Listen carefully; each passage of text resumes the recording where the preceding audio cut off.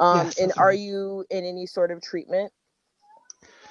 Not for personality disorders, no. They tried to put me on a bunch of antidepressants, because like I went to the doctors and I was like, look, I got this thing, I'm like bored all of the time, like, and they initially diagnosed that as depression, so they like pumped me full of like sertraline, citalopram, fluoxetine, all of those, and Yeah. none of them did anything to help.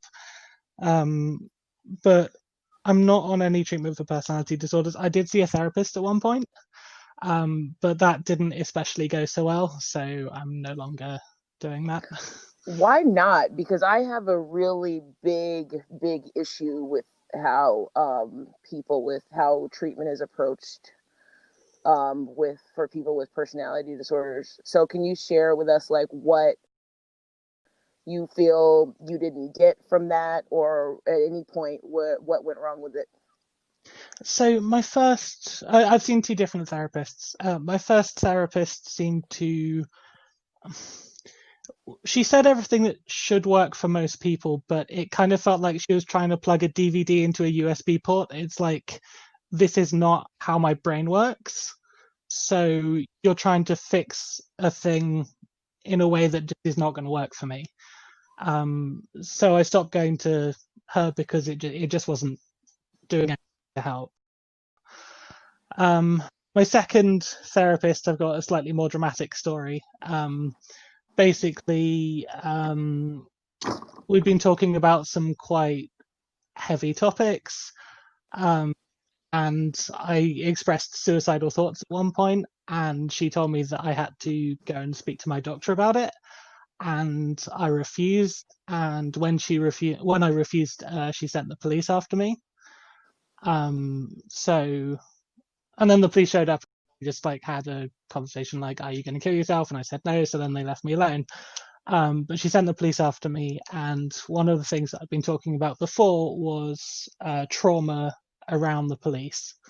So I Mm, saw that as a huge betrayal on yeah, her part, that and I just was not going to go back to her after that.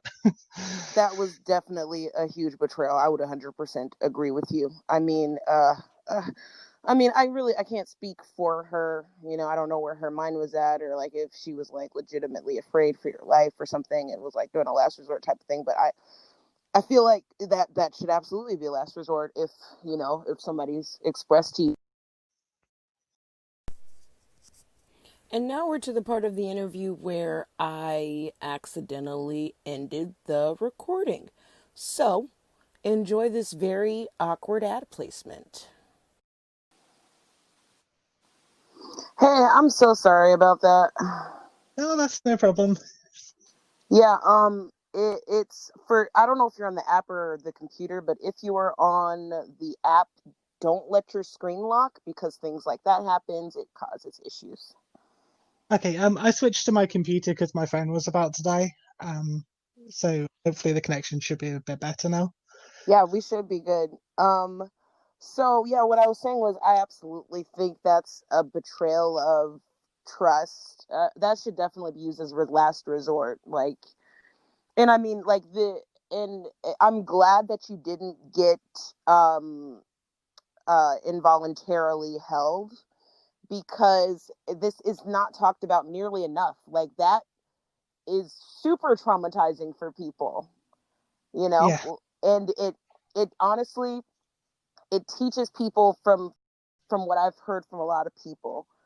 It teaches people to just not talk about it because they're going to, to be held against their will instead of I don't know. It's just I got to think about my thoughts on that so I can formulate them better. But yeah, I'm sorry that happened to you, and I don't think that was right. Um, Thank you.